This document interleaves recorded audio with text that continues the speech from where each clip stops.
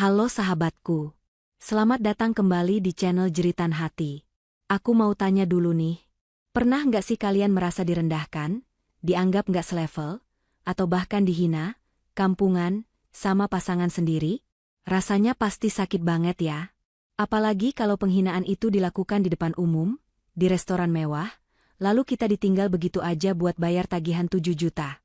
Nah, cerita kita kali ini bakal bikin kita semua gregetan. Sebelum aku lanjut ke ceritanya, aku mau cek ombak dulu nih, siapa aja yang udah standby? Yuk, langsung buktikan kehadiran kalian. Tekan tombol like-nya. Pastikan kalian sudah subscribe channel Jeritan Hati biar kita makin semangat. Dan yang paling penting, ramaikan kolom komen. Tulis nama kamu, asal kota, dan ketik, hadir. Aku mau lihat sahabatku dari kota mana aja yang siap mengawal cerita ini sampai akhir. Sudah? Terima kasih. Selfie menggeser pelan setrika uap di atas permukaan kemeja katun biru muda milik Roni. Ini adalah kemeja ketiga yang ia siapkan pagi ini. Roni, suaminya, sangat perfeksionis dalam hal penampilan. Sebagai seorang manajer tingkat menengah yang sedang naik daun di perusahaannya, Roni merasa citra adalah segalanya. Tidak boleh ada satu kerutan pun yang tertinggal. Bagi Selfie, pekerjaan ini adalah sebuah ironi yang menggelikan. Tangannya yang lebih terbiasa memegang pena mahal untuk menandatangani dokumen bernilai miliaran dolar, kini sibuk melicingkan kemeja seharga Rp300.000 yang dibeli saat diskon di pusat perbelanjaan. Ia sengaja memilih kemeja itu, kemeja yang bahannya sedikit kasar, hanya untuk melihat apakah Roni bisa membedakannya. Nyatanya tidak. Selfie menahan senyum tipis. Tentu saja Roni tidak tahu. Pengetahuan Roni tentang kemewahan hanya sebatas merek yang terlihat, bukan kualitas yang terasa. Suara Roni berdeham keras dari ruang makan membuyarkan lamunannya. Selfie segera mematikan setrika dan bergegas ke dapur kecil mereka. Rumah ini, sebuah KPR tipe 45 di pinggir kota, adalah pilihan Selfie. Saat mereka memutuskan menikah 2 tahun lalu, Selfie mengaku hanya memiliki sedikit tabungan sisa bekerja sebagai yatim piatu di desa. Roni, yang saat itu baru dipromosi, merasa telah melakukan perbuatan mulia dengan menyelamatkan Selfie. Dia yang membayar uang muka rumah ini, dengan angkuh mengatakan bahwa Selfie tidak perlu khawatir. Dia akan menanggung semuanya.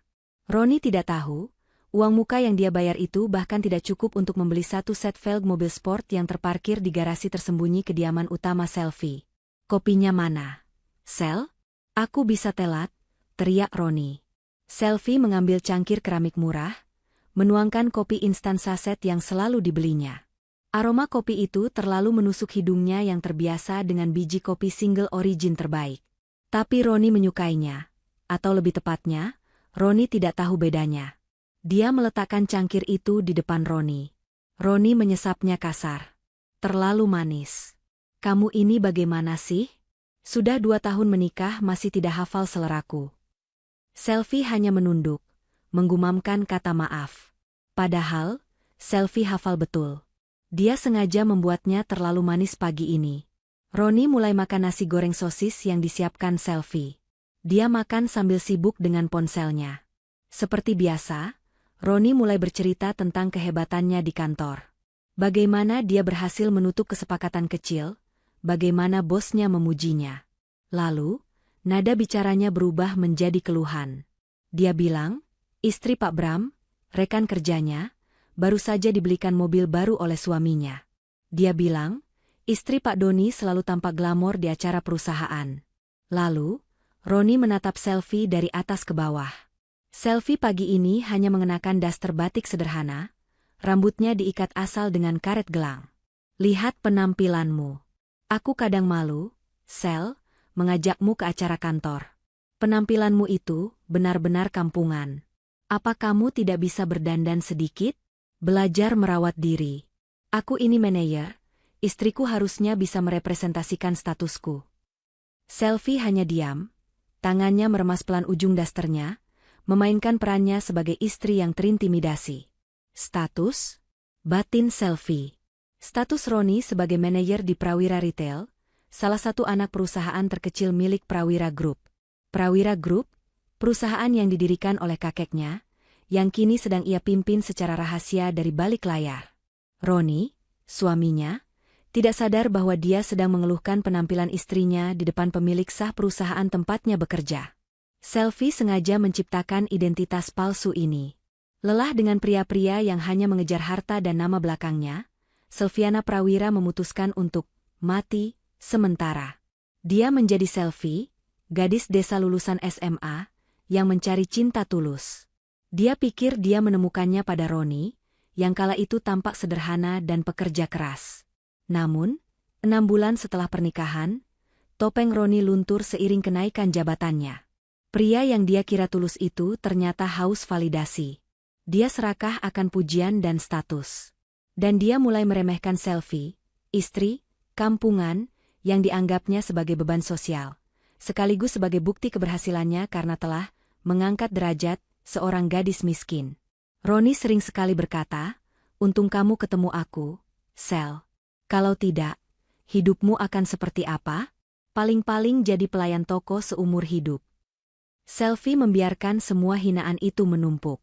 Dia menganggapnya sebagai data, sebagai bagian dari ujian yang dia ciptakan sendiri. Roni menghabiskan sarapannya tanpa pujian, seperti biasa. Dia berdiri, menyambar tas kerjanya. Selfie, seperti ritual pagi mereka, membawakan sepatu pantofel hitam Roni yang sudah disemir mengkilap. Roni memakainya sambil terus mengoceh.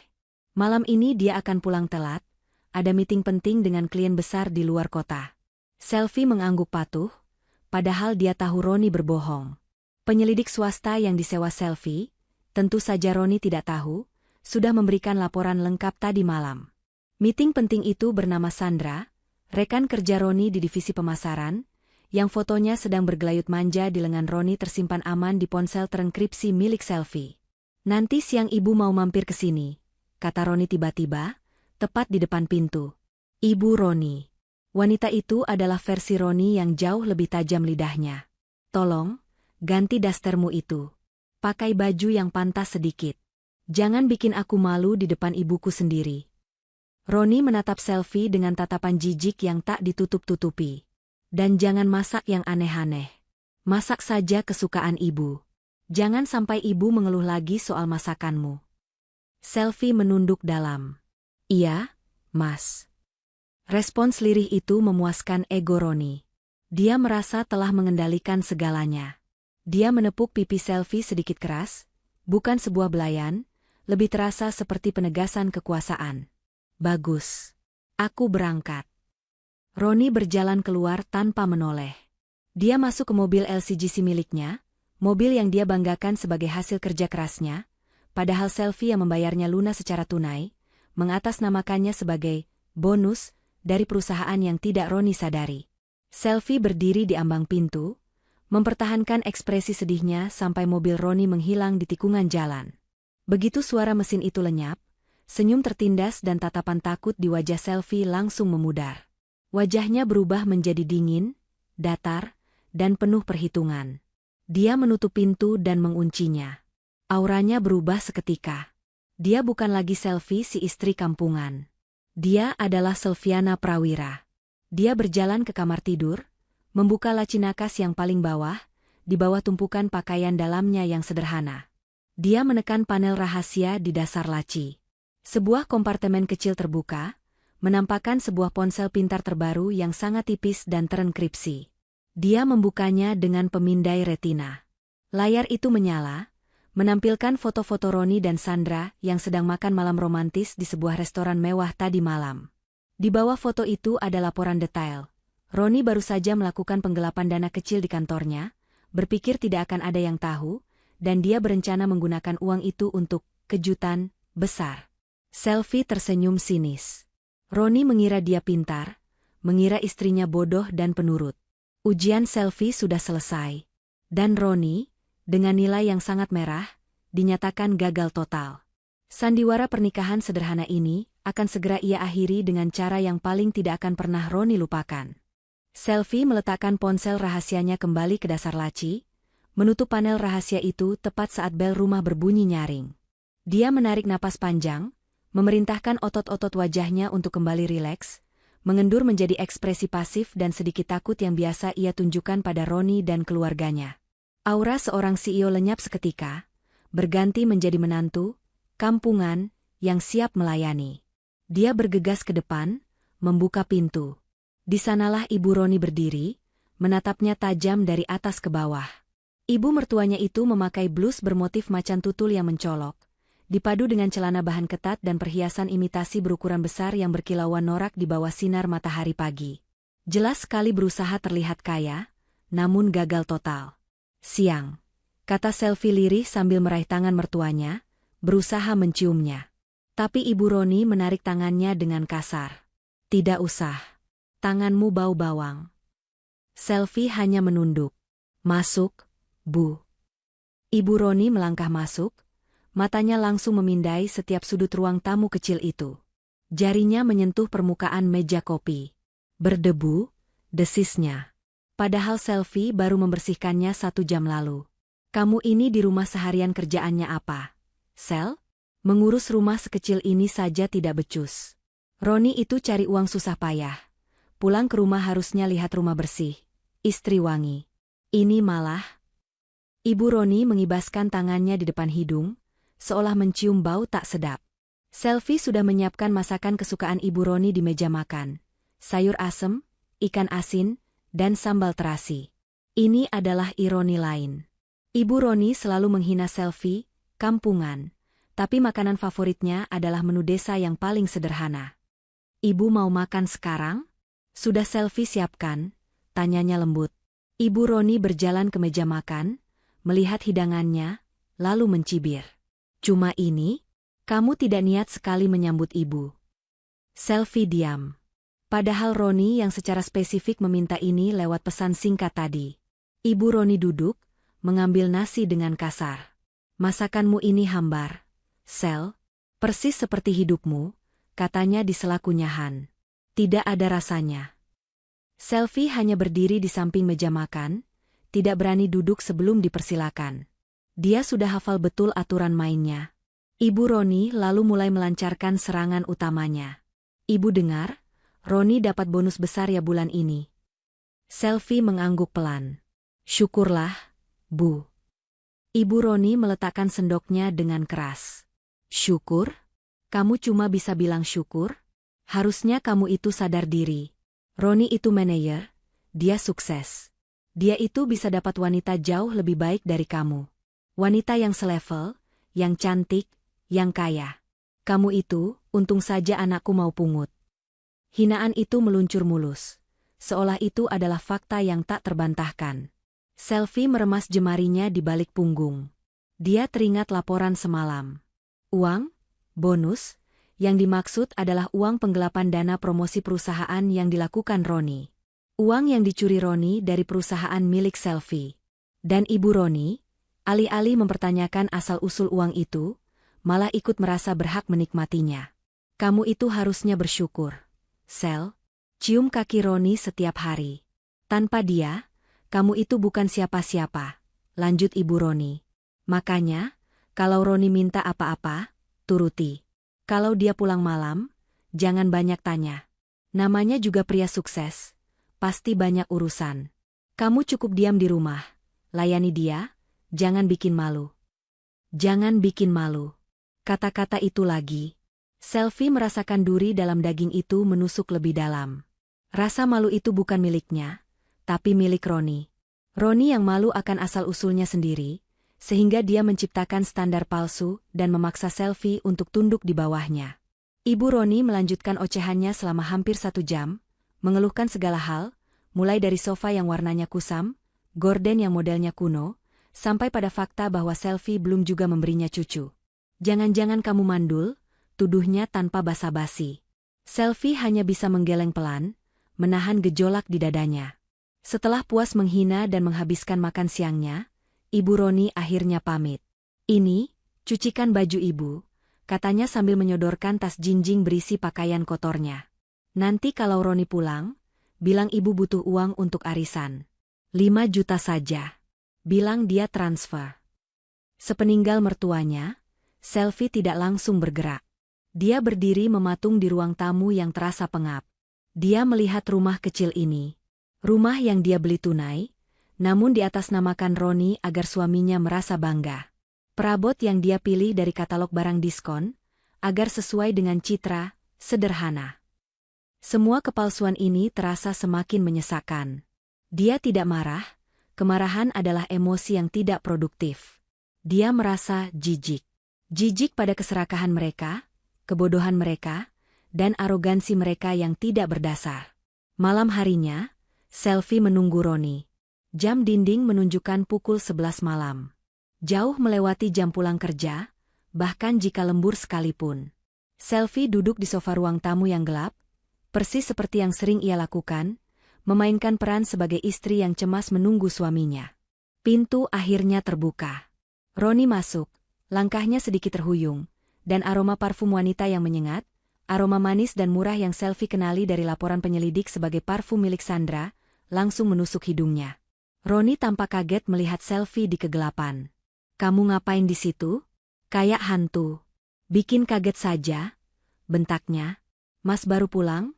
tanya Selvi dengan suara dibuat bergetar. Roni melempar tas kerjanya ke lantai, melonggarkan dasinya dengan kasar. "Iya. Meetingnya alot sekali.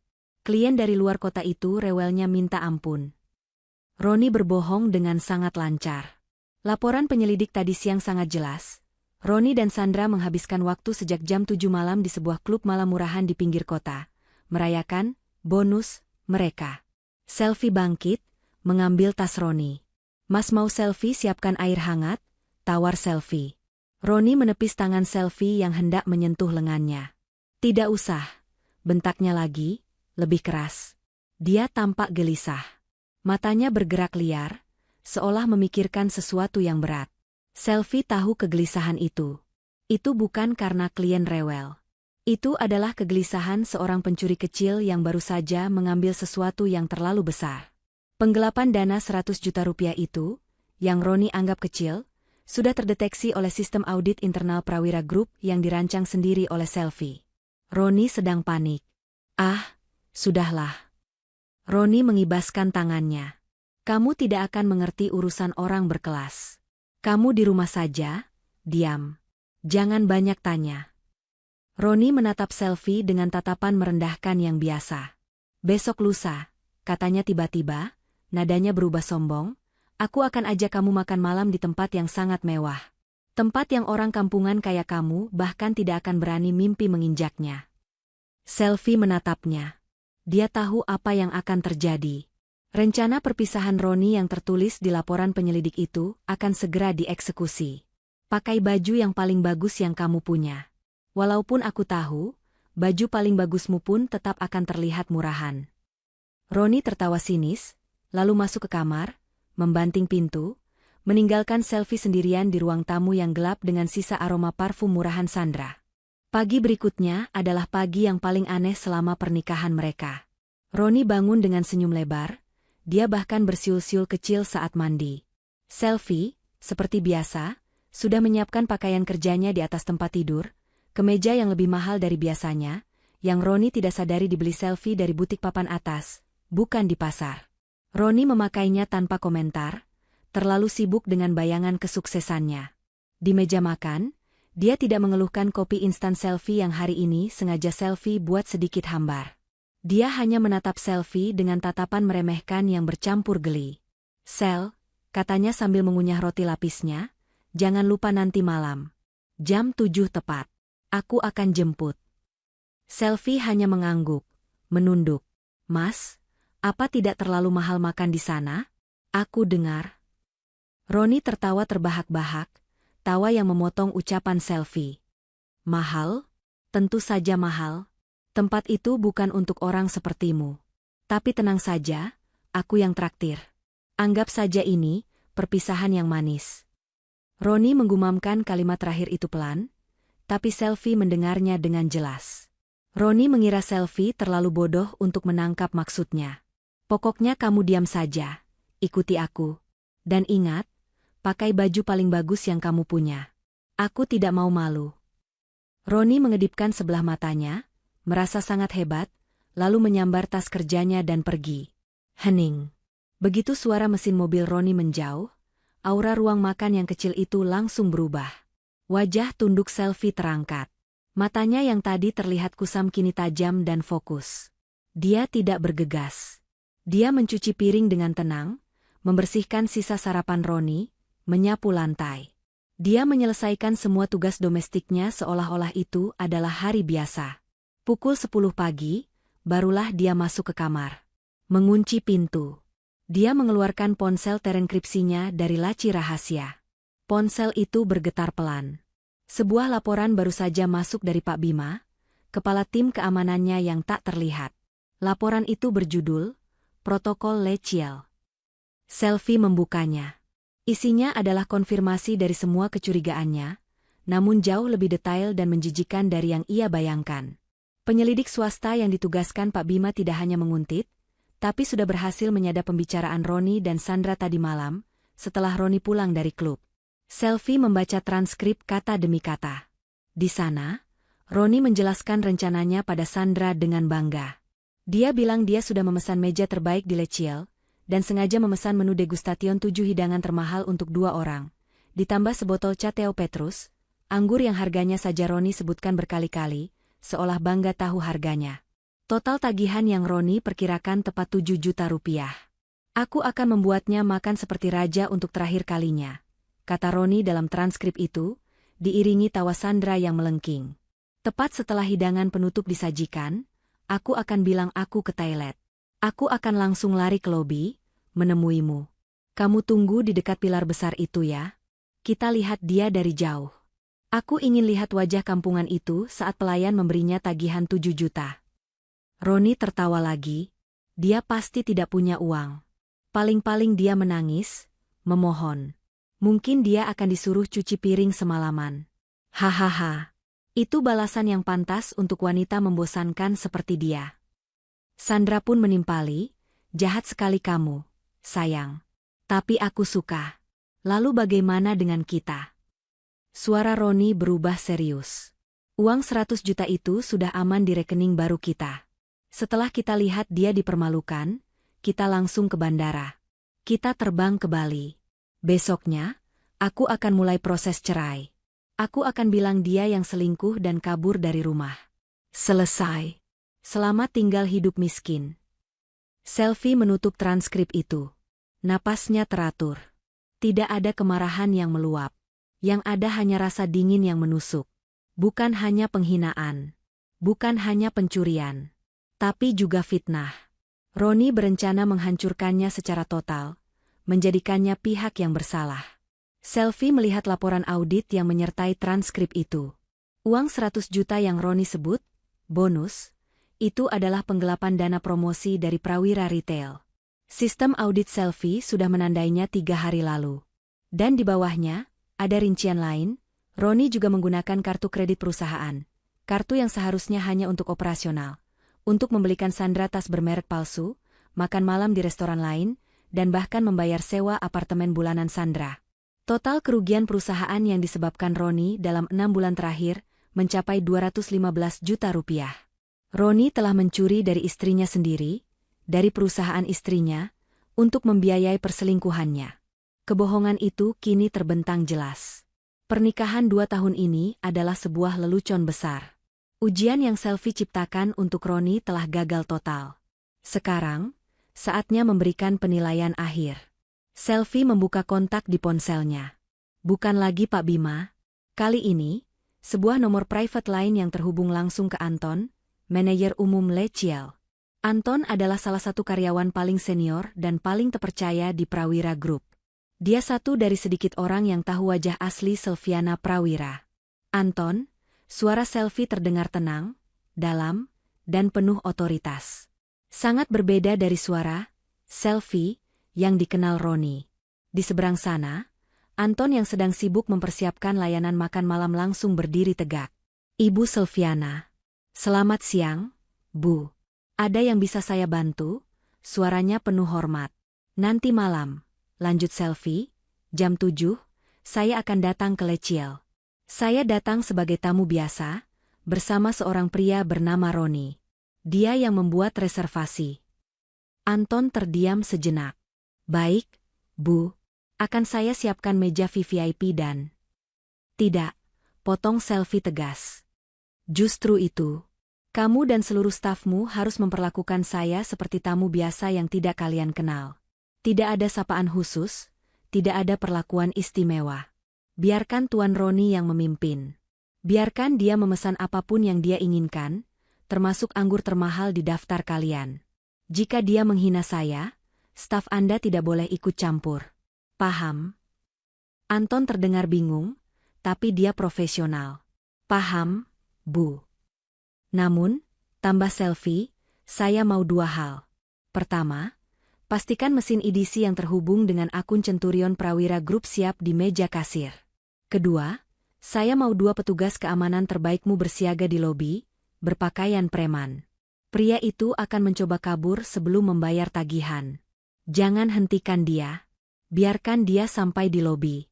Biarkan dia merasa berhasil. Selfie berhenti sejenak, membiarkan instruksinya meresap. Baru setelah saya memanggil pelayan untuk membayar, dan setelah kartu saya diproses, saya ingin Anda dan petugas keamanan Anda datang ke lobi. Mengerti? Anton menjawab sigap. Mengerti, Bu. Akan kami laksanakan. Selfie menutup telepon. Dia meletakkan ponsel rahasianya. Dia berjalan ke lemari, menatap deretan pakaian sederhananya. Dia menarik keluar sebuah gaun batik katun yang warnanya sedikit pudar. Gaun terbaik yang pernah Roni belikan untuknya. Gaun yang akan menjadi saksi jatuhnya sang manajer arogan malam ini. Tepat pukul 6:30 malam, Roni pulang. Dia pulang lebih cepat dari biasanya, sesuatu yang tidak pernah dia lakukan. Selfie, yang sedang menata piring di dapur kecilnya, mendengarnya bersiul-siul di kamar mandi. Tak lama kemudian, Roni keluar. Dia mengenakan setelan jas hitam satu-satunya miliknya, setelan jas yang dia pakai saat pernikahan mereka. Setelan itu tampak sedikit sempit di bagian bahu, dan warnanya sedikit pudar. Dia menyisir rambutnya ke belakang dengan pomade beraroma tajam, berusaha keras terlihat seperti seorang eksekutif sukses. Selfie sudah siap di ruang tamu, duduk diam di sofa. Dia mengenakan gaun batik katun pudar yang Roni belikan untuknya saat ulang tahun pernikahan pertama mereka. Gaun termahal yang pernah Roni berikan, seharga Rp200.000. Roni melihat Selfie dari atas ke bawah. Alisnya terangkat, senyum sinis tersungging di bibirnya.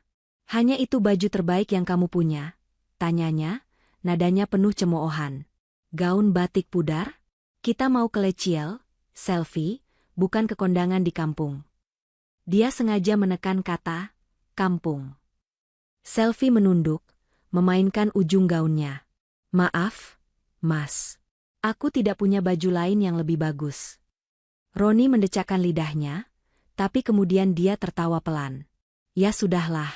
Tidak ada waktu lagi. Malah bagus, semakin jelas bedanya level kita. Dia senang. Semakin menyedihkan penampilan Selfie, semakin sempurna adegan yang dia rancang. Semakin besar rasa malunya, semakin manis kemenangannya. Ayo, cepat. Jangan sampai telat. Di dalam mobil LCGC mereka, suasana terasa tegang. Roni menyetir dengan satu tangan di setir, merasa sangat keren, padahal mobilnya melaju tersendat-sendat di kemacetan Jakarta. Dia terus-menerus memberikan instruksi pada Selfie. Dengar baik-baik, katanya, matanya fokus ke jalan tapi pikirannya jelas pada rencananya. Nanti di sana, jangan sentuh apa-apa sebelum aku suruh. Jangan norak lihat-lihat interiornya. Bersikap biasa saja, seolah kamu sudah sering.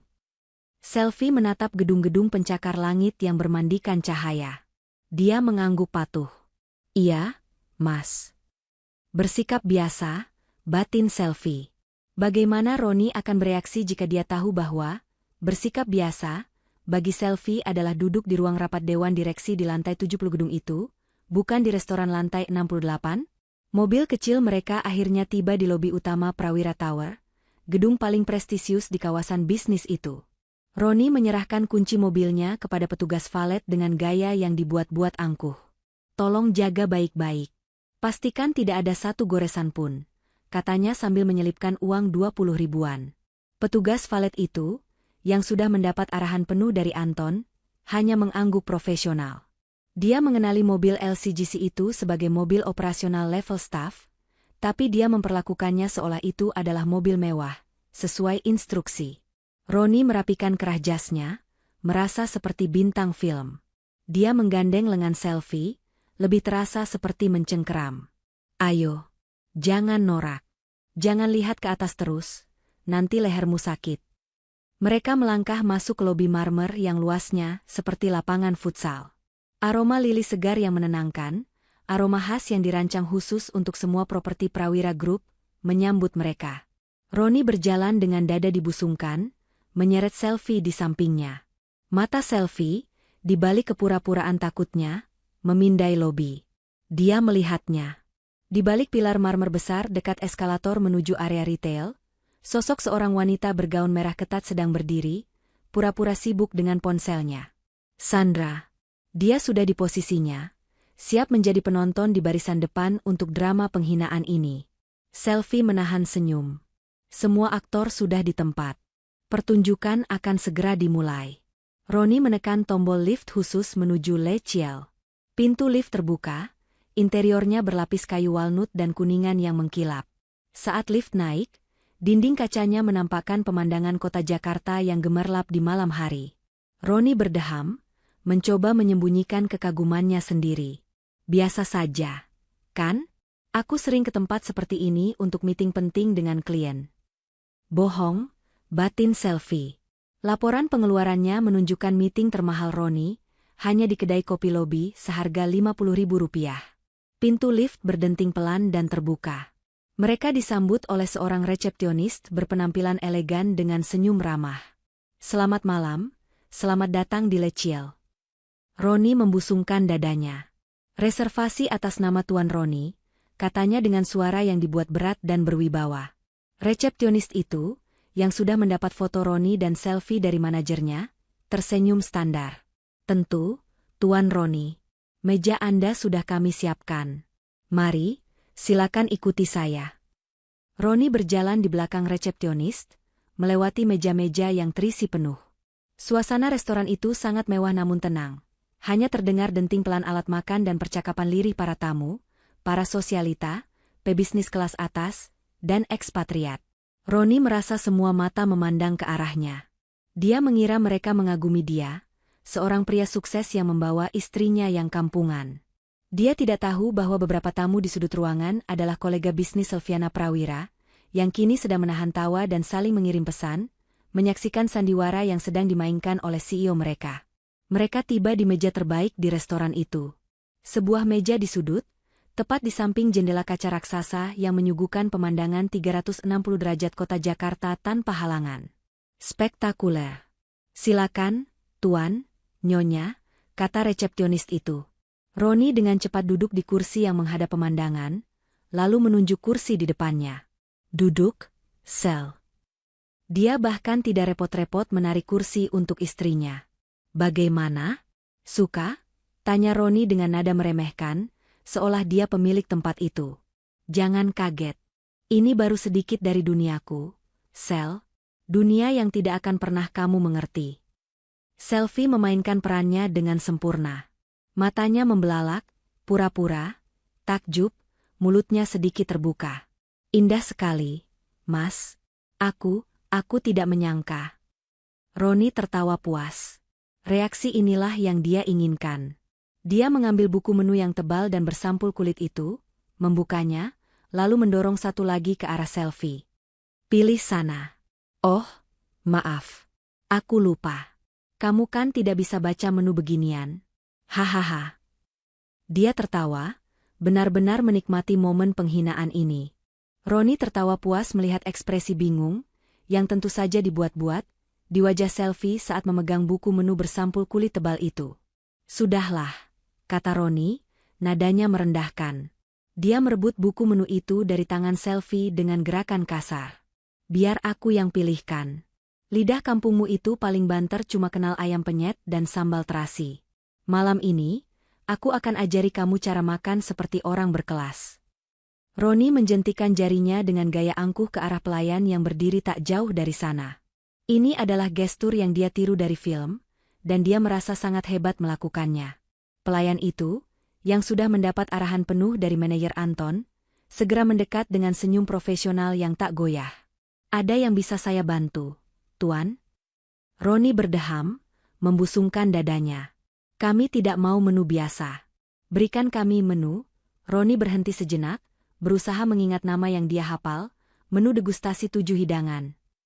Dia mengucapkannya dengan penuh tekanan, salah melafalkan kata degustation dengan sangat fatal. Pelayan itu hanya mengangguk. Baik, Tuan, menu degustation. Pilihan yang sangat baik. Selfie harus menundukkan kepalanya dalam-dalam, pura-pura terintimidasi, padahal sebenarnya dia sedang mati-matian menahan tawa. Degustasi. Suaminya bahkan tidak bisa menyebut nama menunya dengan benar. Dan untuk minumnya, lanjut Roni, membuka paksa daftar anggur yang tebal. Matanya memindai daftar harga, bukan nama anggurnya. Dia mencari yang termahal yang dia ingat dari rencananya. Ini, kami mau. Caceo. Petrus, dia mengejanya pelan agar tidak salah. Ya, yang ini. Berikan kami 1 botol. Kali ini, pelayan itu tidak bisa menyembunyikan keterkejutannya sejenak. Matanya sedikit melebar. Itu adalah salah satu anggur termahal di koleksi mereka. Dia segera memulihkan sikap profesionalnya. Tentu, Tuan. Pilihan yang luar biasa. Roni tersenyum miring ke arah Selfie. Lihat, kamu bahkan tidak tahu apa yang aku pesan, kan? Bisiknya. Selfie hanya menggeleng pelan, memasang wajah bingung. Tentu saja dia tahu. Kebun anggur di Bordeaux yang menghasilkan Caceo Petrus itu adalah salah satu akuisisi pertama Prawira Group di Eropa, hadiah ulang tahun ke-25 Selfie dari kakeknya. Roni, suaminya, baru saja memesan anggur dari kebun miliknya dengan uang curian darinya, untuk menjebak dirinya. Ironi ini begitu pekat, Selfie nyaris tertawa keras. Makanan pun mulai berdatangan. Dimulai dari hidangan pembuka yang kecil dan rumit. Roni langsung melahapnya dalam 1 suapan. Apa ini? Cuma segini? Makanan orang kaya pelit-pelit sekali. Katanya, suaranya sedikit terlalu keras untuk suasana restoran yang tenang itu. Beberapa tamu di meja sebelah melirik sekilas dengan tatapan terganggu. Roni justru semakin bangga, merasa diperhatikan. Selfie, memainkan perannya, tampak bingung. Dia mengambil sendok porselen kecil itu, memandangnya sejenak, lalu pura-pura ragu saat memakannya. Hidangan kedua datang, foie gras dengan brioche panggang. Deretan alat makan, 3 garpu dan 3 pisau dengan ukuran berbeda, tersusun rapi di samping piring Selfie. Ini adalah jebakan kecil bagi orang yang tidak terbiasa. Roni, yang jelas juga bingung tapi tak mau mengaku, melirik gugup ke meja sebelah. Dia lalu mengambil pisau yang salah, pisau mentega, dan berusaha memotong foie gras itu dengan susah payah. Selfie, di sisi lain, sengaja mengambil garpu terbesar, garpu utama yang seharusnya untuk hidangan daging, dan menggunakannya untuk hidangan pembuka yang lembut itu. Mas, ini keras sekali ya, bisik Selfie, pura-pura. Roni mendelik marah. SSSST. Jangan bersuara, makan saja. Kamu ini benar-benar bikin malu. Desisnya tertahan, wajahnya memerah karena malu sekaligus marah. Sommelier, ahli anggur, datang membawakan botol Caceo Petrus. Dia melakukan ritual pembukaan botol dengan sangat elegan, menuangkan sedikit ke gelas Roni untuk dicicipi. Roni, yang ingin terlihat berkelas, hanya mengendus gelas itu, lalu memutarnya, terlalu kencang hingga nyaris tumpah, dan menyesapnya seperti minum kopi panas. Dia berdecap keras. Lumayan, katanya angkuh. Tuang saja. Sommelier itu, dengan wajah datar menahan geli, menuangkan anggur seharga puluhan juta itu ke gelas Roni dan Selfie. Roni langsung meneguknya hampir setengah gelas. Selfie hanya tersenyum dalam hati. Roni meminum anggur vintage itu seolah-olah itu adalah anggur merah murahan dari supermarket. Dengan anggur mahal di gelasnya, Roni merasa berada di puncak dunia.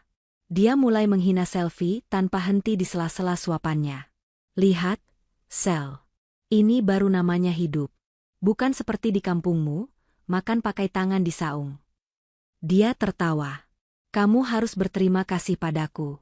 Malam ini, aku sudah menaikkan derajatmu. Setidaknya sekali seumur hidup kamu pernah merasakan ini. Mungkin setelah ini kamu bisa cerita ke teman-temanmu di desa. Selvi hanya mengangguk-angguk. Iya, Mas. Enak sekali. Dia sengaja memegang gelas anggur itu di bagian mangkuknya yang bulat, bukan di tangkainya. Kesalahan paling mendasar bagi peminum anggur, membuat Roni semakin jijik. Astaga! Megang gelasnya jangan begitu. Norak, bentaknya tertahan. Hidangan demi hidangan datang dan pergi. Scallop, Wagyu A5, truffle. Roni makan dengan rakus, mengkritik setiap porsi yang menurutnya terlalu kecil, namun menghabiskannya sampai bersih. Dia terus-menerus memotret makanan itu dengan ponselnya. Selvi tahu foto-foto itu bukan untuk kenangan.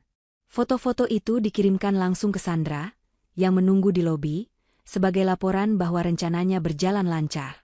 Akhirnya, hidangan penutup, sebuah coklat sphere yang dramatis, disajikan dan dihabiskan oleh Roni dengan cepat. Roni menyandarkan punggungnya di kursi yang empuk, menepuk perutnya yang kenyang dengan puas. Dia menatap Selvi dengan senyum yang sangat lebar, senyum yang tidak mencapai matanya. Matanya dingin, penuh perhitungan, dan berkilat-kilat penuh kemenangan. Inilah saatnya. Show utama yang dia siapkan akan segera dimulai. Dia melirik ke arah arlojinya, lalu melirik ke arah toilet. Sel, katanya, suaranya tiba-tiba berubah serius. Aku ke toilet sebentar. Perutku mendadak tidak enak. Kebanyakan makan enak mungkin. Dia tertawa kecil. Kamu tunggu sini sebentar ya. Jangan kemana-mana. Roni berdiri, merapikan jasnya yang kusut, dan berjalan cepat menjauhi meja. Dia tidak berjalan ke arah toilet. Dia berjalan lurus ke arah pintu keluar. Selvi menatap punggung Roni yang menghilang di balik partisi kayu, berukiran mewah yang memisahkan area makan utama dengan lobi restoran. Punggung itu tegak, penuh keyakinan. Roni tidak menoleh sedikit pun. Dia bahkan tidak ragu-ragu saat berbelok di ujung lorong, langkahnya cepat dan penuh energi. Energi seorang pengecut yang merasa menang. Selvi tetap duduk di kursinya, tidak bergerak. Dia tidak memanggil nama Roni. Dia tidak panik. Dia tidak meraih ponsel bututnya untuk berpura-pura menelepon.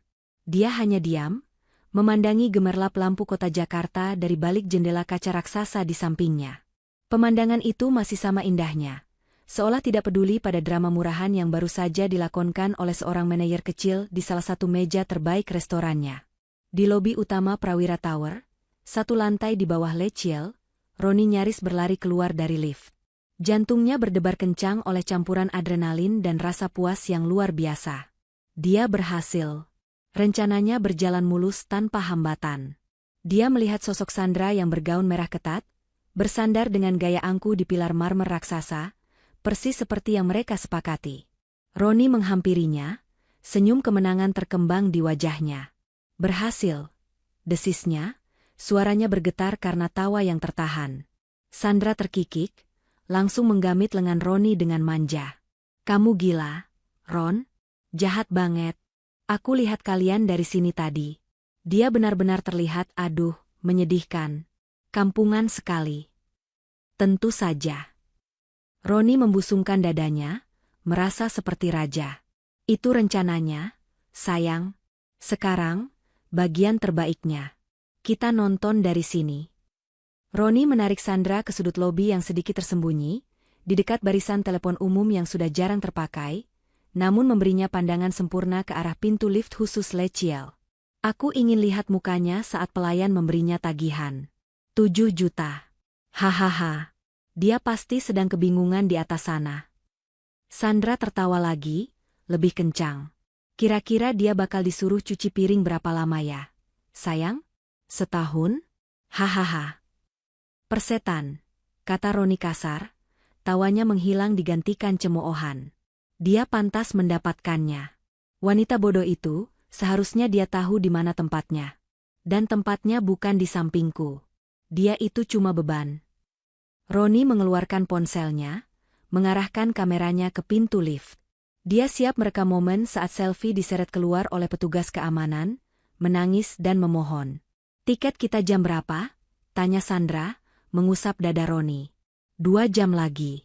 Kita punya banyak waktu untuk menikmati pertunjukan ini. Setelah dia hancur, kita langsung ke bandara. Selamat tinggal, selfie si kampungan. Sementara itu, di lantai atas, waktu terasa berjalan sangat lambat. 5 menit, 10 menit, 15 menit. Piring-piring kotor bekas hidangan penutup sudah diangkat oleh staf dengan sigap. Gelas anggur Cateo Petrus milik selfie masih terisi seperempat. Pelayan yang tadi melayani mereka, seorang pria muda bernama Fajar, mendekati meja selfie. Wajahnya menunjukkan ekspresi khawatir yang sangat terlatih, sesuai arahan manajer Anton. "Permisi, Nyonya," sapanya lembut, suaranya diatur agar tidak menarik perhatian meja lain. "Maaf. Apakah Tuan Roni baik-baik saja? Beliau sudah cukup lama pergi ke toilet." Ini adalah isyaratnya. Selfie mengangkat wajahnya. Ini adalah bagian terakhir dari aktingnya sebagai istri tertindas. Dia memasang wajah paling menyedihkan yang bisa ia ciptakan. Matanya sengaja ia buat berkaca-kaca, bibirnya bergetar. Saya tidak tahu, Pak." Suaranya dibuat lirih dan penuh kecemasan. Dia bilang perutnya sakit. Tapi, sudah lama sekali. Selfie meremas serbet di pangkuannya. "Mungkin Nyonya bisa mencoba menghubunginya lewat ponsel?" saran Fajar, persis seperti yang diharapkan Selfie. Selfie mengangguk gugup. Dia meraih tas tangan sederhananya. Tas dari bahan sintetis murah yang Roni tahu persis isinya. Dia mengeluarkan ponsel lamanya yang layarnya retak di sudut. Ponsel yang Roni tahu tidak mungkin memiliki paket data atau pulsa yang cukup. Selfie berpura-pura menekan nomor Roni. Dia menempelkan ponsel itu ke telinganya. Menunggu beberapa detik. Lalu menurunkannya dengan wajah putus asa. "Tidak diangkat. Pak, tidak aktif." Suara Selfie kini terdengar seperti isak tangis tertahan. "Bagaimana ini? Saya tidak kenal siapa-siapa di sini." Wajah Fajar berubah serius, masih dalam skenarionya. "Mohon maaf, Nyonya. Saya tidak bermaksud tidak sopan. Tapi sesuai prosedur restoran, untuk tagihannya." Fajar meletakkan map kulit hitam berisi tagihan itu dengan sangat hati-hati di atas meja. Tagihannya harus diselesaikan malam ini. Mata Selfie tertuju pada map kulit itu seolah-olah itu adalah sebuah ancaman. Di lobi bawah, Roni menahan napas. "Itu dia. Tagihannya datang," seru Sandra pelan, ikut tegang. Roni memperbesar zoom kameranya, berusaha menangkap ekspresi Selfie, namun terlalu jauh. Selfie, dengan tangan gemetar, membuka map itu. Dia melihat angka yang tertera di kertas tebal itu, 7 juta rupiah. Tepat seperti yang direncanakan Roni. Selfie terkesiap, napasnya tertahan. Wajahnya dibuat pucat pasi. 7 juta? Bisiknya lirih, penuh kengerian palsu. Tapi Mas Roni, dia yang mengajak saya. Dia kabur." Roni tertawa terbahak-bahak di lobi, suaranya menggema kecil di marmer yang sepi. Sandra menutup mulutnya, menahan tawa. Dia pasti mau pingsan. Lihat, dia gemetaran. Selfie memang terlihat gemetaran. Dia memandang Fajar dengan tatapan memohon. "Pak, saya tidak punya uang sebanyak itu. Suami saya, dia pasti akan kembali. Tolong, tunggu sebentar lagi." Fajar memasang ekspresi menyesal. "Kami tidak bisa menunggu lebih lama lagi, Nyonya. Peraturan." Selfie menunduk dalam-dalam, bahunya terguncang pelan, seolah sedang menangis terseduh-seduh. Dia terlihat hancur, hina, ditinggalkan. Persis seperti yang Roni inginkan dalam skenarionya. Roni merasa seperti raja dunia. Kemenangannya mutlak. Lalu, sesuatu berubah. Bahu Selfie yang terguncang itu berhenti. Perlahan, dia mengangkat kepalanya. Air mata yang tadi menggenang di pelupuk matanya lenyap. Wajah pucatnya kembali normal. Getaran di suaranya hilang. Dia menatap Fajar, dan senyum tipis. Senyum dingin yang penuh perhitungan. Senyum yang sama sekali tidak Roni kenali, muncul di bibirnya. "Dia tidak akan kembali," kata Selfie. Suaranya datar, tenang, dan jernih. Fajar mengerjap, sedikit kaget dengan perubahan drastis itu, meski dia sudah diperingatkan. "Nyonya?" "Saya bilang," ulang Selfie, matanya kini menatap lurus ke mata Fajar, Dia tidak akan kembali. Dia sengaja meninggalkan saya. Dia pikir saya tidak bisa membayar ini.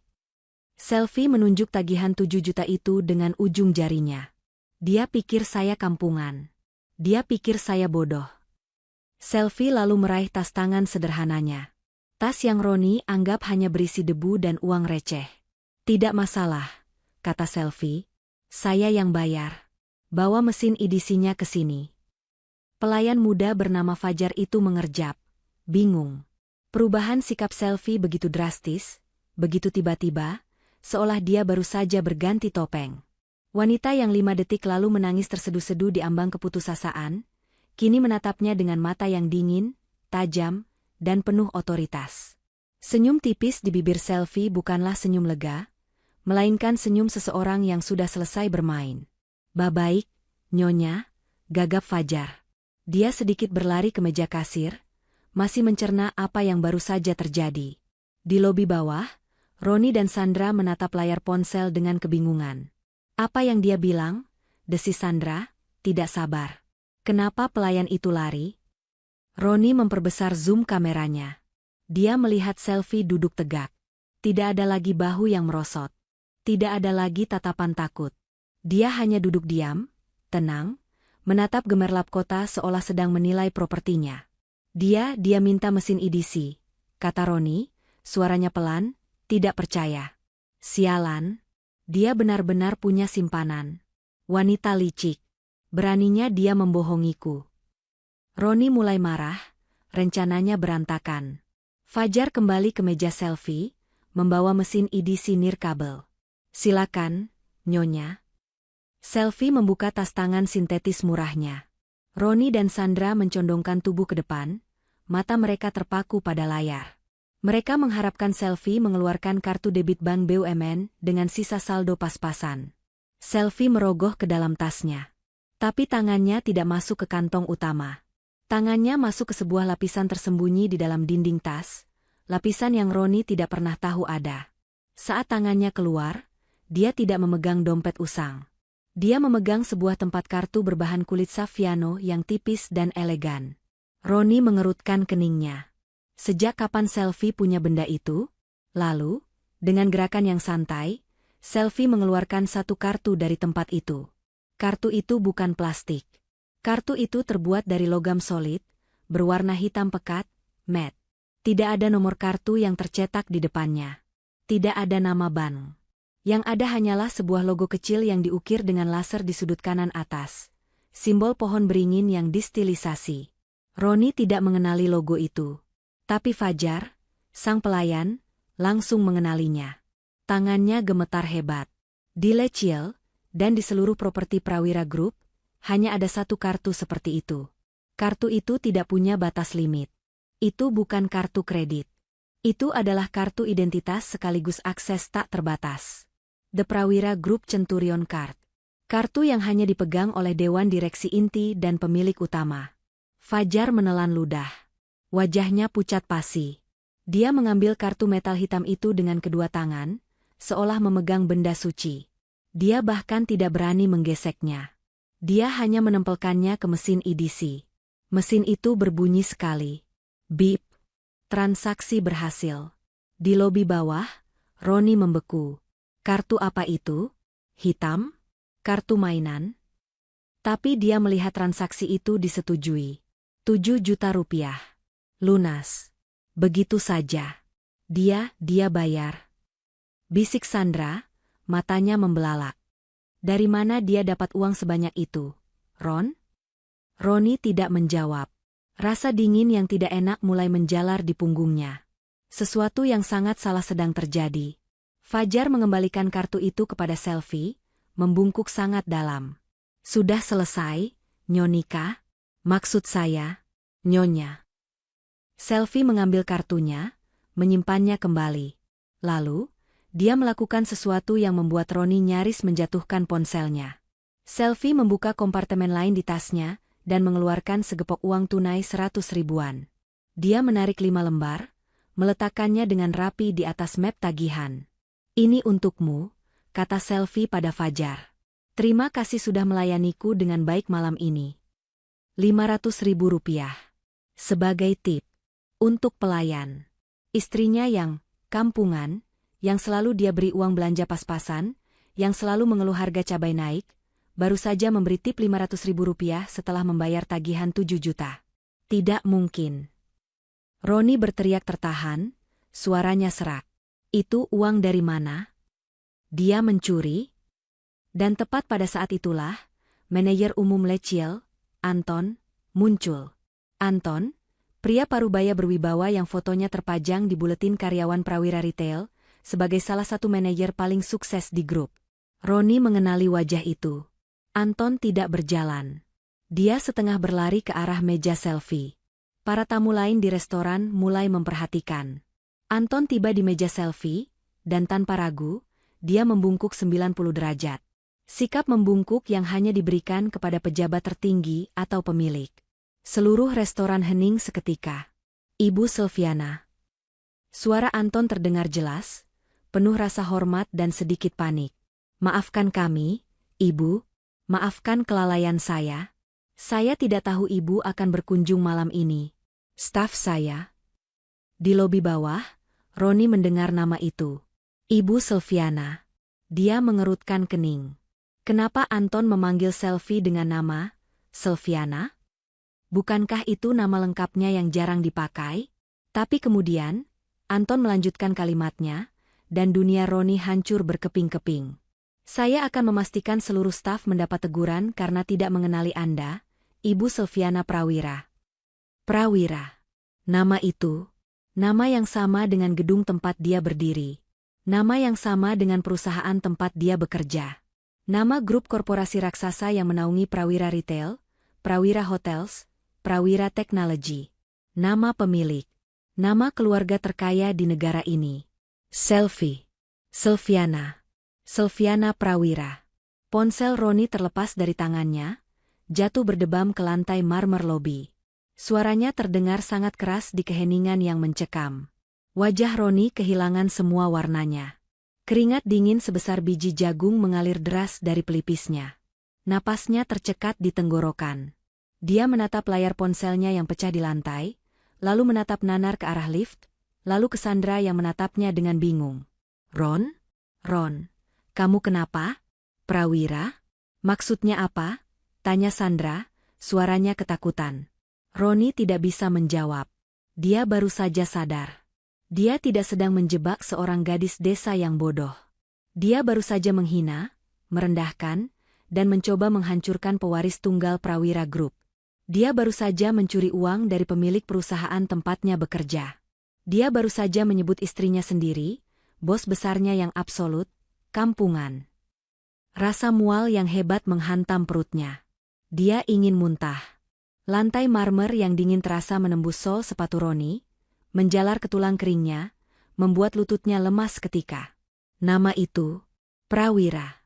Nama yang terpampang di setiap kop surat perusahaan, di setiap kartu nama eksekutif, di plakat emas raksasa di lobi tempat dia berdiri. Nama yang dia hormati sekaligus takuti di kantor. Nama yang selama ini dia sebut-sebut sebagai puncak impian karirnya. Dan nama itu adalah nama belakang istrinya. Istrinya yang kampungan. Istrinya yang penurut. Istrinya yang dia hina setiap hari karena dianggap tidak selevel. Istrinya yang baru saja dia tinggalkan untuk dipermalukan karena tagihan 7 juta rupiah. Ponselnya yang tergeletak di lantai dengan layar retak 1000 seolah menertawakannya. Ron? Ron, kamu dengar aku tidak? Suara Sandra yang melengking itu terdengar seperti bor yang menusuk telinganya. Sandra mengguncang-guncang lengan Roni dengan kasar. Wajahnya yang tadi penuh tawa kemenangan kini berubah bingung dan kesal. Apa maksudnya? Kenapa manajer itu memanggilnya Ibu Silviana Prawira? Itu kebetulan kan? Nama yang sama? Ron, jawab aku. Roni menoleh ke arah Sandra, tapi dia tidak benar-benar melihatnya. Matanya kosong. Dia melihat serangkaian kilas balik yang menghantam otaknya seperti palu godam. Hari pertama dia bertemu selfie di sebuah pameran UKM, selfie yang berpakaian sederhana, mengaku sebagai penjaga stan kerajinan tangan dari desa. Ujian manajer yang dia lewati dengan mudah 2 tahun lalu, yang dia kira karena kehebatannya, padahal mungkinkah selfie yang mengaturnya? Rumah KPR yang cicilannya terasa ringan. Bonus, dadakan dari perusahaan yang selalu datang tepat saat dia membutuhkannya. Semua itu bukan keberuntungannya. Semua itu adalah kemurahan hati selfie. Bukan. Itu bukan kemurahan hati. Itu adalah umpan. Dia telah mengambil umpan itu, mengunyahnya, dan menelannya bulat-bulat. Ron. Sandra menjerit, kini ikut panik melihat wajah Roni yang pucat seperti mayat. Dia? Bisik Roni, suaranya serak. Dia pemiliknya. Pemilik apa? Semuanya. Roni berteriak, suaranya pecah dan bergema di lobi yang hening. Dia mencengkeram rambutnya sendiri dengan kedua tangan. Gedung ini, restoran itu, Prawira Retail, tempat kita bekerja. Itu perusahaan keluarganya. Dia bos besar kita, San. Dia pemilik semuanya. Wajah Sandra berubah seketika. Kebingungan itu lenyap, digantikan oleh kengerian murni. Dia lebih cepat mencerna implikasinya daripada Roni. Jika Roni adalah suami dari pemilik, dan dia adalah selingkuhan Roni. Ya Tuhan! Desis Sandra, mundur selangkah dari Roni, seolah Roni tiba-tiba menjadi wabah penyakit. Dia tahu, Roni mulai bergumam seperti orang gila. Dia tahu semuanya. Dia tahu tentang kita, San. Dia tahu. Ya Tuhan, uang itu. Wajah Roni berubah dari pucat menjadi hijau. Uang 100 juta yang dia gelapkan. Uang 215 juta totalnya. Dia tidak hanya berselingkuh dari istrinya. Dia telah mencuri dari Selviana Prawira. Dia bukan hanya akan dipecat. Dia akan dipenjara. Seumur hidupnya hancur. Tiket ke Bali di sakunya terasa membakar kulitnya. Kita harus pergi. Roni tiba-tiba tersadar. Adrenalin dari rasa takut membanjirinya. Dia meraih tangan Sandra. Kita harus pergi sekarang. Ke bandara. Kita kabur. Sandra menarik tangannya dengan kasar. Pergi? Pergi kemana? Kamu sudah gila. Aku tidak mau terlibat. Sandra, si oportunis, tahu persis kapan kapal akan tenggelam. Dan Roni adalah kapal Titanic yang sudah menabrak gunung es. Ini urusanmu, Ron. Kamu yang menjebakku. Kamu juga menikmatinya. Balas Roni, matanya memerah. Dia tidak peduli lagi. Dia harus lari. Dia memungut ponselnya yang retak, tidak peduli lagi pada Sandra, dan berlari menuju pintu keluar utama yang terbuat dari kaca tebal. Dia mendorong pintu itu sekuat tenaga. Tapi pintu itu tidak bergerak. Pintu itu terkunci. Pintunya dikunci. Teriak Roni panik, menggedor-gedor kaca itu. Petugas keamanan lobi yang biasanya ramah kini berdiri tegap tak jauh darinya, menatapnya dengan dingin, tanpa ekspresi. Mencoba kabur, Roni? Sebuah suara tenang dan jernih membelah keheningan lobi. Suara itu bukan milik selfie yang dia kenal. Bukan suara lirih, ragu-ragu, dan penurut. Ini adalah suara seorang ratu. Roni membeku. Dia berbalik perlahan. Di sana, di tengah lobi, berdiri selfie. Dia baru saja keluar dari lift pribadi Lechiel. Dia masih mengenakan gaun batik katun pudar yang sama. Dia tidak membawa apa-apa. Wajahnya tenang. Tapi matanya menatap Roni seolah dia adalah serangga paling menjijikan di muka bumi. Di belakang selfie, berjalan manajer Anton, diikuti dua petugas keamanan berbadan tegap dengan setelan jas hitam, yang langsung bergerak menyebar, menutup satu-satunya jalan keluar lain menuju area parkir. Roni terpojok. Dia menatap selfie, lalu menatap Sandra yang sudah beringsut menjauh darinya, mencoba bersembunyi di balik pilar. Sel, sayang. Kata Roni, suaranya bergetar hebat. Dia mencoba tersenyum, tapi yang keluar adalah ringisan ketakutan yang mengerikan. Ini semua salah paham. Sel, aku bisa jelaskan. Aku tadi benar-benar sakit perut. Selfie mengambil langkah maju. Setiap langkahnya terdengar menggema di lantai marmer. Dia berhenti sekitar 5 langkah di depan Roni. Dia menatap suaminya yang gemetaran, pria yang 2 tahun ini dia layani, pria yang menghinanya pagi dan malam. Salah paham? Tanya Selfie, suaranya sedingin es. Bagian mana yang salah paham, Roni? Selfie tersenyum. Senyum yang sama sekali tidak hangat. Senyum yang membuat darah Roni membeku di pembuluh darahnya. Bagian kamu menyebutku, kampungan, di depan meja-meja lain. Roni menggeleng panik. Bukan, Sel, aku cuma... Atau bagian kamu sengaja memesan anggur termahal, hanya untuk meninggalkanku dengan tagihan 7 juta yang kamu tahu aku tidak mungkin bisa membayarnya. Sel, dengarkan aku dulu. Itu cuma bercanda. Aku. Senyum Selfie lenyap. Wajahnya mengeras. Atau, lanjutnya, suaranya kini menusuk tajam, bagian kamu mencuri uang dari prawira retail? Uang? Bonus? Yang kamu pakai untuk bersenang-senang dengan wanita itu. Selfie melirik sekilas ke arah pilar tempat Sandra bersembunyi. Sandra terkesiap ngeri. Bagian mana yang salah paham?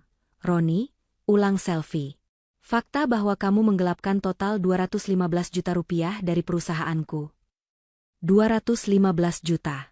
Angka itu, diucapkan dengan sangat spesifik dan tenang oleh Selfie, adalah paku terakhir di peti mati Roni. Itu bukan tebakan. Itu adalah fakta audit yang tak terbantahkan. Wajah Roni yang pucat pasi kini berubah menjadi abu-abu. Lututnya benar-benar tak sanggup lagi menahan berat badannya. Dia ambruk, jatuh berlutut di lantai marmer yang dingin, tas kerjanya terlepas dari genggaman, menumpahkan beberapa kertas proposal yang kini tampak konyol dan tidak berarti. Dia gemetar hebat, seluruh tubuhnya bergetar tak terkendali. 215. Roni tergagap, giginya bergemeletup. Dia tidak bisa melanjutkan kalimatnya. Dia tidak bisa lagi berbohong. Dia tidak bisa lagi berpura-pura sakit perut atau menyalahkan klien. Dia menatap Selfie, wanita yang tidur di sampingnya selama 2 tahun, wanita yang memasak kopi instan untuknya setiap pagi, wanita yang dia anggap bodoh dan tidak berpendidikan. Wanita yang kini berdiri menjulang di depannya, seperti seorang hakim agung yang siap menjatuhkan vonis. Air mata panas mulai menggenang di matanya. Air mata ketakutan, bukan penyesalan. Sel, Silviana, ampun, ampun, Sel, ampun. Selfie mengulang kata itu, suaranya pelan namun menusuk seperti jarum es. Kamu minta ampun setelah semua yang kamu lakukan? Setelah kamu merencanakan semua ini untuk mempermalukanku di depan umum? Rasa takut yang akut membuat otak licik Roni bekerja cepat mencari kambing hitam. Dia tidak bisa menyelamatkan dirinya sendiri, tapi mungkin dia bisa mengurangi hukumannya. Matanya melesat panik ke arah pilar, ke arah Sandra yang masih membeku ketakutan. Dia. Roni berteriak, jarinya yang gemetaran menunjuk lurus ke arah selingkuhannya. Dia yang merencanakan ini semua, Sel. Dia yang merayuku. Dia yang bilang kamu kampungan dan tidak pantas untukku. Dia yang menghasutku untuk mengambil uang perusahaan. Aku dibutakan olehnya. Sel, aku cinta sama kamu, sayang. Sungguh. Aku cuma hilaf. Sandra, yang tadinya berusaha menghilang ke dalam bayangan pilar, kini tersudut. Dituduh sebagai otak segalanya adalah hal terakhir yang dia inginkan. Kemarahannya yang terpendam, karena merasa ditipu oleh Roni kini, meledak mengalahkan rasa takutnya. Dia melangkah keluar dari balik pilar, wajahnya memerah padam. Apa katamu? Pekiknya, suaranya melengking tinggi. Aku yang menghasutmu? Enak saja. Kamu yang datang padaku, Roni. Kamu yang bilang kamu sudah muak dengan istri desamu yang membosankan. Kamu yang bilang dia bodoh dan tidak akan pernah tahu apa-apa. Diam kamu, Sandra, jangan mengarang. Roni balas membentak, kini dalam mode panik total, mencoba menyelamatkan citranya yang terakhir di depan Selfie. Aku tidak mau diam. Sandra kini beralih menatap Selfie, mencoba mencari simpati. Dia tahu siapa pemegang kekuasaan di ruangan itu. Ibu Silviana, tolong, jangan percaya padanya. Pria ini manipulator ulung. Dia yang bilang ibu prawira itu bodoh. Dia bilang, ibu cuma beruntung punya nama keluarga. Dia yang merencanakan semua ini, termasuk menjebak ibu di restoran malam ini. Aku Aku cuma ikut-ikutan. Dia bilang dia akan menceraikan ibu dan menikahiku. Selfie menata pertengkaran menjijikan antara suami dan selingkuhannya itu tanpa ekspresi. Dia membiarkan mereka saling membongkar kebusukan masing-masing. Manajer Anton dan dua petugas keamanan berdiri diam seperti patung. Namun mata mereka waspada, memastikan tidak ada yang bisa kabur. Pertunjukan ini, pertunjukan di mana dua tikus saling menyalahkan di dalam perangkap, adalah bagian dari hukuman Roni. Dia ingin Roni melihat betapa rendahnya level orang-orang yang dia pilih untuk mengkhianatinya. Kamu bilang kamu mencintaiku? Selfie akhirnya berbicara lagi, memotong pertengkaran mereka. Suaranya kembali tenang, sedingin es. Roni dan Sandra langsung terdiam. Tatapan Selfie terkunci pada Roni yang masih berlutut. Kamu mencintaiku, Roni? Apakah orang yang mencintai istrinya akan menyebutnya kampungan setiap pagi? Apakah orang yang mencintai istrinya akan merencanakan penghinaan publik semacam ini? Meninggalkannya dengan tagihan yang kamu tahu tidak bisa dia bayar. Aku. Roni kehabisan kata-kata. Kebohongan yang biasanya mengalir lancar kini tersangkut di tenggorokannya. Atau, lanjut Selfie, apakah orang yang mencintai istrinya akan mencuri dari perusahaan istrinya sendiri? Uang yang kamu pakai untuk membiayai wanita ini. Selfie menunjuk Sandra dengan dagunya. Tiket ke Bali yang ada di sakumu saat ini, Roni, apa itu juga bukti cintamu padaku? Roni terkesiap. Selfie tahu. Dia tahu segalanya. Sampai ke tiket di sakunya. Penyelidiknya pasti telah menggeledah jasnya saat dia makan. Rasa takut itu berubah menjadi teror murni. Dia tidak lagi berusaha berdiri. Dia merangkak. Benar-benar merangkak di lantai marmer yang mengkilap itu, mengabaikan harga dirinya yang sudah hancur lebur. Dia berusaha meraih kaki Selfie, meraih ujung gaun batik pudar yang tadi siang masih dia hina. Ampun, Sel. Maafkan aku. Roni menangis meraung-raung, suaranya menggema di lobi yang besar itu. Dia seperti anak kecil yang tertangkap basah. Aku salah. Aku tahu aku salah. Aku khilaf. Aku mohon. Sel, jangan penjarakan aku. Aku mohon. Aku akan lakukan apa saja. Selfie melangkah mundur satu langkah, menghindari tangan Roni yang kotor karena keringat dan air mata yang berusaha memeluk kakinya. Wajahnya menunjukkan ekspresi jijik yang tak tertahankan. Jangan penjarakan aku. Roni terus meraung. Tiba-tiba dia teringat satu kartu truf terakhirnya. Kartu yang selalu dia gunakan untuk memanipulasi Selfie selama ini. Ibu, Sel. Pikirkan ibu, teriaknya putus asa. Ibuku. Ibuku, Sel. Kalau aku di penjara, siapa yang akan merawat ibu? Dia sudah tua. Dia sakit-sakitan. Dia tidak bisa hidup tanpaku. Kamu tega melihat ibumu menderita. Sel, kamu kan menantu yang baik. Kamu sayang sama ibu, kan? Mendengar nama mertuanya disebut, ekspresi Selfie berubah. Jika tadi dia dingin, kini matanya memancarkan kemarahan yang membara untuk pertama kalinya. Ibumu, desis Selfie. Ibu Roni, wanita yang datang ke rumah kecil kita siang tadi, menghinaku tidak becus mengurus rumah, dan menuduhku mandul. Roni terdiam membisu. Selfie tahu itu juga. Tentu saja. Rumah itu pasti penuh dengan penyadap. Wanita yang menyuruhku mencuci pakaian kotornya, lalu memintaku memalakmu uang 5 juta rupiah hasil kerjamu, yang ternyata adalah uang curian dariku. Selfie tertawa. Tawa yang kering dan menakutkan. Kamu mau menggunakan dia sebagai tamengmu, Roni? Setelah kalian berdua sama-sama merendahkanku? Selfie berjongkok sedikit, menyamakan tinggi matanya dengan Roni yang terduduk lemas di lantai. Wajah mereka kini hanya berjarak 1 jengkal. Roni bisa melihat pantulan dirinya yang hancur, berair mata, dan menyedihkan di mata Selfie yang tenang dan berkuasa. Dengarkan aku baik-baik, Roni, bisik Selfie. Mulai detik ini, kamu bukan lagi suamiku. Dan kamu bukan lagi karyawan Prawira Group. Mengenai ibumu, jangan khawatir. Aku akan merawatnya. Harapan samar muncul di mata Roni. Dia tahu Selfie pada dasarnya baik hati. Benarkah, Sel? Kamu mau memaafkanku demi ibu? Aku akan memindahkannya. Potong selfie, suaranya tajam, dari rumahnya yang nyaman, ke panti jompo paling murah yang bisa kutemukan di pinggir kota. Biar dia merasakan hidup, kampungan, yang sesungguhnya. Sama sepertimu. Harapan itu mati seketika. Roni membelalak ngeri. Ini bukan selfie yang dia kenal. Anton, selfie berdiri tegak, memanggil manajernya tanpa menoleh. Siap, Ibu. Pria ini, selfie menunjuk Roni, telah melakukan penggelapan dana perusahaan sebesar 215 juta rupiah.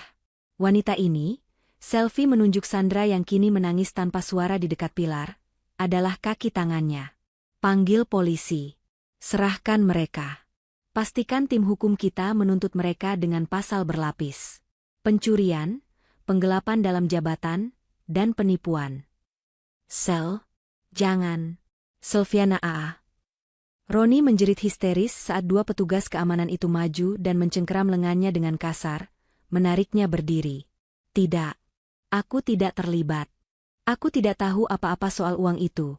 Pekik Sandra, tapi petugas keamanan lain sudah menahannya. Selfie. Aku suamimu. Kamu tidak bisa melakukan ini padaku.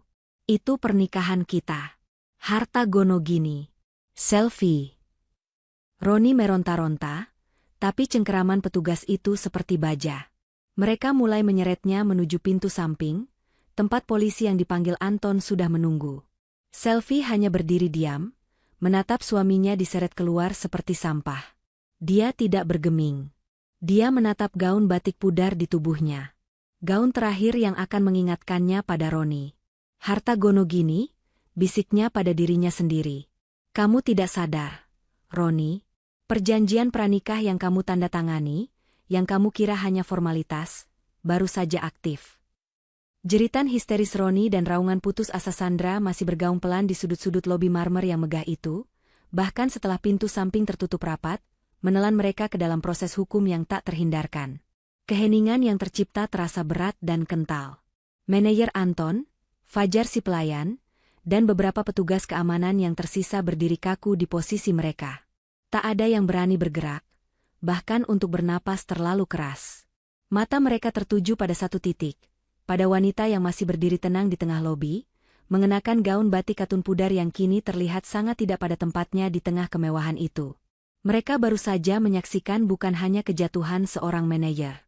Mereka menyaksikan kebangkitan kembali sang pemilik utama, Sylviana Prawira, dengan cara yang paling teatrikal dan tak terlupakan. Selfie menarik napas panjang, hembusan pertama sebagai dirinya sendiri setelah 2 tahun. Udara beraroma lili segar yang mahal itu terasa memenuhi paru-parunya. Dia sudah muak. Muak dengan gaun yang gatal ini, muak dengan aroma keringat ketakutan Roni yang tertinggal di udara, muak dengan peran istri tertindas yang harus ia mainkan. Sandiwara ini telah berakhir. Dia menoleh ke arah Anton, yang langsung berdiri tegak. Wajah Selfie yang tadi sedingin es kini melunak, kembali ke aura wibawa seorang pemimpin, bukan algojo. Anton, katanya, suaranya tenang dan jernih. Bersihkan kekacauan ini. Saya mau semua rekaman CCTV dari lobi dan restoran malam ini diamankan di server pribadi saya. Saya tidak mau ada 1 detik pun yang bocor ke media. Ini masalah internal, bukan konsumsi publik. Siap, Ibu Sylviana. Akan segera kami laksanakan, jawab Anton, membungkuk dalam. Dia tahu perintah itu adalah ujian kepercayaan. Lalu, lanjut Selfie, siapkan penthouse saya. Minta tim Bima membawakan pakaian ganti. Saya tidak akan pulang ke rumah itu malam ini. Anton tersenyum tipis. Sudah kami siapkan sejak Ibu menelepon tadi siang. Lift pribadi Anda sudah menunggu, Ibu? Tentu saja. Inilah standar Prawira Group. Selfie mengangguk. Dia berjalan melewati para staf yang membungkuk dalam, menuju panel kayu walnu tersembunyi yang merupakan pintu lift pribadinya. Dia tidak menoleh lagi. Saat pintu lift berlapis kuningan itu tertutup tanpa suara, memisahkannya dari dunia nyata yang baru saja ia guncang, Selfie menatap pantulan dirinya di dinding cermin lift. Seorang wanita berpenampilan kuyu, dengan gaun murahan dan rambut yang diikat asal. Wajah ini wajah Selfie yang dikenal Roni. Dia menatap pantulan itu lekat-lekat. Selamat tinggal, bisiknya pada bayangan itu. Ini adalah kali terakhir dunia melihat selfie yang ini. Lift berdenting pelan, terbuka langsung di ruang tamu penthouse 2 lantai yang sangat mewah. Pak Bima, kepala tim keamanannya yang selama ini menyamar sebagai tukang kebun di kompleknya, sudah berdiri tegak mengenakan setelan jas. Selamat datang kembali, Ibu. Selfie hanya mengangguk singkat. Dia berjalan lurus melewati ruang tamu yang bisa menampung 50 orang, masuk ke kamar tidur utama, dan langsung menuju kamar mandi marmer raksasa. Dia berdiri di depan cermin besar berbingkai perak. Dia menatap wajah lelah itu untuk terakhir kalinya. Lalu, dengan satu gerakan cepat, dia menarik karet gelang yang mengikat rambutnya. Rambut panjangnya yang hitam legam, berkilau, dan terawat, yang selalu dia sembunyikan di balik ikatan ketat atau kerudung sederhana, tergerai indah di punggungnya. Dia melepaskan gaun batik pudar itu, menggulungnya, dan melemparkannya ke tempat sampah dengan jijik. Dia melangkah ke bawah pancuran air, menyalakan air terpanas yang bisa ia tahan. Dia menggosok seluruh tubuhnya, membersihkan sisa-sisa kepalsuan 2 tahun terakhir dari kulitnya. Pagi harinya, pintu ruang rapat Dewan Direksi Prawira Group terbuka. Yang melangkah masuk bukanlah Selfie. Dia adalah Selviana Prawira. Rambutnya disanggul modern yang rapi dan elegan. Dia mengenakan power suit berwarna burgundi yang dijahit khusus, menonjolkan aura kekuasaan yang tajam dan tak terbantahkan. Para direktur senior, yang selama 2 tahun ini hanya berinteraksi dengannya melalui memo rahasia dan panggilan terenkripsi, kini berdiri serempak. Mereka menatapnya dengan rasa hormat yang baru, rasa gentar, dan sedikit rasa malu karena mereka hampir tidak menyadari permainan yang dimainkan CEO mereka. Selamat pagi, suara Selfie memenuhi ruangan. Silakan duduk. Seperti yang sudah kalian dengar, eksperimen sosial saya telah berakhir. Hasilnya sangat mengecewakan secara pribadi, namun sangat mencerahkan secara profesional. Rapat pagi itu berjalan dengan efisiensi yang brutal. Selfie memimpin dengan ketajaman yang sudah lama tidak ia gunakan di depan umum. Agenda utamanya, perombakan total sistem audit internal, investigasi penuh terhadap seluruh manajer di Prawira Retail, dan pengetatan aturan promosi jabatan. Saya ingin pastikan, kata Selfie, matanya memindai setiap wajah di meja rapat, tidak ada lagi tikus seperti Roni yang bisa bersembunyi di lumbung kita, apalagi sampai merasa nyaman. Di tengah rapat, Pak Bima masuk dan membisikkan sesuatu di telinga Selfie. Selfie mengangguk kecil. Setelah rapat selesai, Selfie berdiri sendirian di depan jendela kaca raksasa di ruang kerjanya, di lantai 70. Pemandangan kota Jakarta yang sama dengan yang ia lihat dari Leciel semalam. Bedanya, kini dia tidak sedang berpura-pura. Ponsel pribadinya, bukan ponsel rahasianya lagi, bergetar. Sebuah pesan dari tim hukum. Proses berjalan cepat. Bukti rekaman dan audit terlalu kuat. Roni dan Sandra tidak bisa mengelak. Hanya saling menyalahkan di ruang interogasi. Mereka resmi ditahan. Selfie membaca pesan itu tanpa ekspresi. Dia teringat tangisan histeris Roni yang menyebut nama ibunya. Selfie menarik napas. Dia memanggil Bima. Pak Bima, urus rumah KPR itu. Jual secepatnya. Donasikan seluruh hasilnya ke panti asuhan. Baik, Ibu. Lalu, bagaimana dengan Ibu Roni? Selfie terdiam sesaat. Dia teringat ancamannya di lobi tentang panti jompo murah. Saya tidak akan melakukan itu, kata Selfie pelan. Itu akan menempatkan saya di level yang sama dengannya. Dia bukan Roni. Cari panti jompo yang layak dan bersih. Bukan yang mewah, tapi manusiawi. Bayar biayanya untuk 1 tahun ke depan. Kirimkan surat pemberitahuan kepadanya bahwa anaknya dipenjara karena mencuri, dan tunjangan hidupnya akan berhenti setelah 1 tahun. Dia harus belajar mandiri. Itu hukuman yang lebih adil. Siap, Ibu. Surat cerai? Sudah saya tanda tangani tadi pagi.